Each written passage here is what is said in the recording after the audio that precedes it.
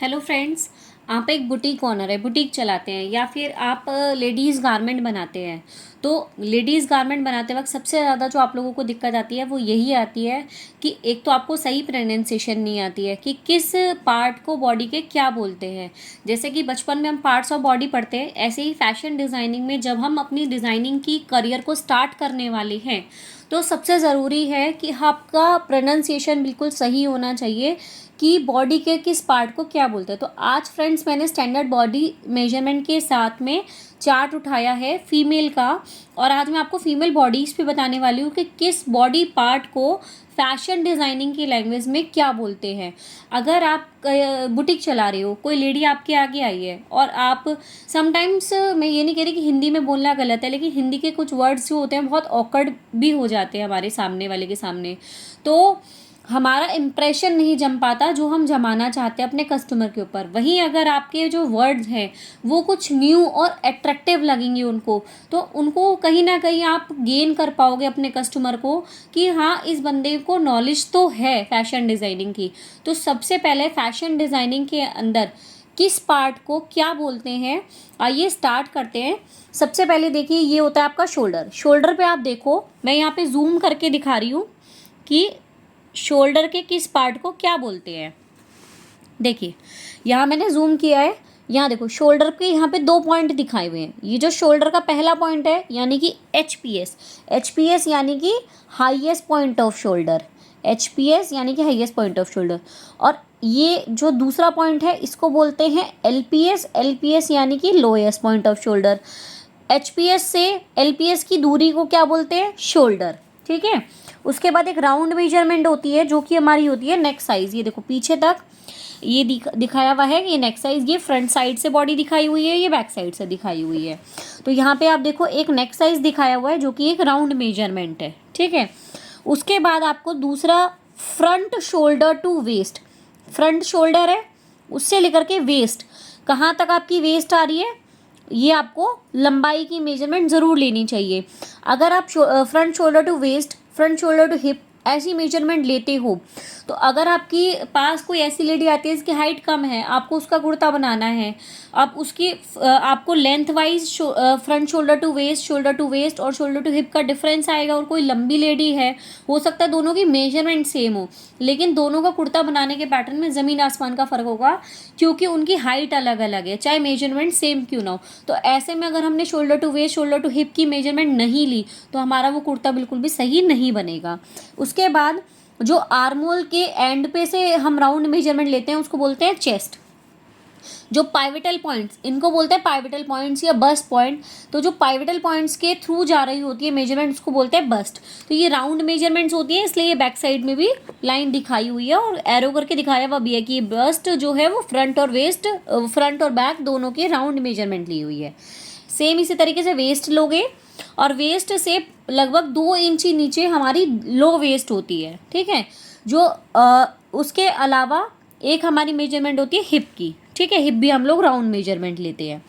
उसके बाद आपको स्लीव लेंथ लेनी होती है। स्लीव लेंथ आपकी एल पी एस से लेकर के जितनी भी आपको स्लीव की लेंथ रखनी है, ये छोटी भी हो सकती है और बड़ी भी हो सकती है। ठीक है, तो ये आपने स्लीव लेंथ ले ली। स्लीव लेंथ लेने के बाद ये आपकी होती है रिस्ट। रिस्ट को ही हम स्लीव बॉटम कहते हैं। अगर हमारी स्लीव पूरी, मतलब हम लोग फुल लेंथ की ही स्लीव बना रहे हैं, बाकी जहाँ पर भी एंड करोगे वहीं से आप स्लीव का बॉटम लेते हो। ठीक है, उसके बाद ये हमारा हाई एंकल और हमारा लो एंकल। नॉर्मल एंकल है, नॉर्मल एंकल से अगर इंच भर ऊपर लेते हैं तो हमारा हाई एंकल होता है। आजकल हाई एंकल पैंट्स कितनी ट्रेंडिंग है ना, तो इसलिए हम हाई एंकल भी, अगर कोई चीज़ बना रहे हैं हाई एंकल के अकॉर्डिंग तो हाई एंकल मेजरमेंट लेंगे, एंकल लेंथ बना रहे हैं तो एंकल की मेजरमेंट्स लेंगे। उसके बाद मैंने आपको बताया बॉडी राइज क्या होता है। बॉडी राइज होता है वेस्ट से लेकर के किसी पर्सन को बिठा के लिया जाता है, और बैठने के बाद उसकी जो सिटिंग पोजीशन में चेयर तक का जो डाउन आ रहा है ये होता है हमारा बॉडी राइज। ये मेजरमेंट हमारी पैंट बनाने में, प्लाजो बनाने में बहुत ज़्यादा यूज़फुल होती है। अगर आप बॉडी राइज ले लेते हो तो आपको बहुत ज़्यादा फॉर्मली कैलकुलेशन की ज़रूरत ही नहीं पड़ती। बहुत सिंपल होता है कि अपना वेस्ट से लेकर के आपकी हिप की एक तरीके से मेजरमेंट हो गई है ये। तो आपका बॉडी राइज ले लिया, उसके बाद थाई नी और बॉटम की मेजरमेंट्स लगा दीजिए। आइए बैक साइड में क्या क्या हमें मेजरमेंट होती है हमारी। ये होती है arm side depth. Arm side depth होती है बैक नेक से लेकर के चेस्ट लाइन का लेवल, ठीक है।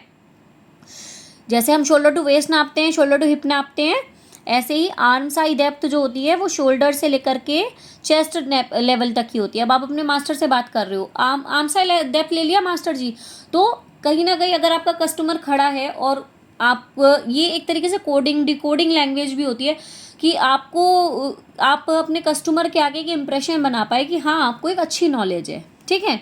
तो आर्म साइड डेप्थ होता है आपका बैक नेक टू आपका चेस्ट तक का, ठीक है। ये आपका टॉप आर्म हो गया, मतलब जहाँ पर भी आपको स्लीव लेंथ फिनिश करनी है, टॉप आर्म में करनी है या रिस्ट पे करनी है, अपॉन योर चॉइस। ये बैक विड्थ हो गई। बैक विड्थ क्या होता है? Across back. ये बैक विड्थ क्या हो गई? अक्रॉस बैक, यानी कि एलपीएस से एलपीएस की दूरी क्या होती है? बैक विड्थ, यानी कि across back. Nape to waist. Nape to waist क्या होती है?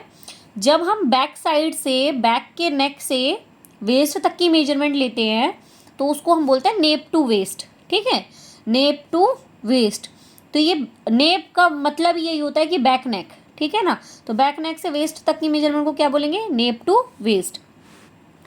उसके अलावा वेस्ट और लो वेस्ट मैं बता चुकी हूँ। वेस्ट टू हिप की मेजरमेंट ज़रूर लेनी है। जहाँ पे वेस्ट आपने ख़त्म करी है वहाँ जहाँ तक हिप, जहाँ से हिप मेजर करें तो वेस्ट टू हिप, ठीक है। वेस्ट टू नी, आप देख रहे हो, यही मेजरमेंट मैं जब भी आपको बताती हूँ तो ज़रूर ये चीज़ें हाईलाइट करती हूँ कि please shoulder to waist low, shoulder to hip low, waist to hip low, उसके बाद आप waist to knee low, waist to floor low. आप अगर ये मेजरमेंट्स नहीं लेते हो तो आपकी गारमेंट एक्यूरेट बनेंगे ही नहीं। तो अपने हैबिट बना लो कि जब मेजरमेंट्स लेनी है, मेजरमेंट्स पूरी लेनी है। तो ये मैं बार बार क्यों हाईलाइट करती हूँ अपनी हर वीडियो के अंदर, ये चीज़ हाईलाइट करती हूँ क्योंकि पैटर्न आप लोगों की गलती इसलिए हो रहे होते हैं क्योंकि आप लोगों ने मेजरमेंट लेने में बड़ा हल्कस करना होता है।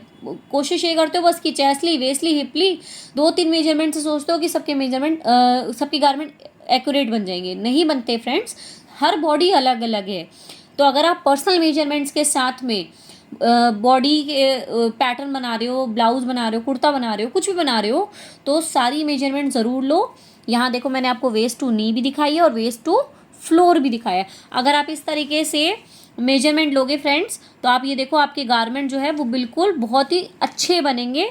तो ये सारी मेजरमेंट का जो चार्ट है अपनी कॉपी पे बना लो और उसके बाद कमेंट करके मुझे ज़रूर बताना कि आज की इस वीडियो से आपने क्या सीखा, आपको ये वीडियो कैसी लगी। कोई डाउट रह गया हो तो भी कमेंट करके पूछना। वीडियो को लाइक करना ना भूलें और अगर आप मेरे चैनल पर नए हो तो इस चैनल को सब्सक्राइब कर लो क्योंकि यही वो चैनल है जहाँ मैं बिल्कुल बेस मजबूत कर रही हूँ आप लोगों का। जैसे आप बड़े बड़े इंस्टीट्यूट में जाते हो, 8 घंटे लगाते हो, लाखों रुपये की फ़ीस देते हो, वही आपको यूट्यूब पे सब कुछ फ्री में सीखने के लिए मिल रहा है। तो क्या तैयार हो फ्रेंड्स आप सीखने के लिए? अगर हाँ तो मैं तैयार हूँ आपको सिखाने के लिए। तो जुड़ जाइए मेरे इंस्टाग्राम चैनल के साथ में, यूट्यूब चैनल के साथ में, और मैंने ग्रुप बनाए हुए हैं। इंस्टाग्राम पे भी मेरा ग्रुप है, व्हाट्सअप भी ग्रुप है। आप लोग मेरे ग्रुप से जुड़िए और उसके बाद आप लोगों को अपडेट्स मिलती जाएंगी कि मैं कैसे सिखा रही हूँ, क्या सिखा रही हूँ। तो फ्रेंड्स स्टे कनेक्टेड और सब्सक्राइब ज़रूर कीजिएगा। Thank you.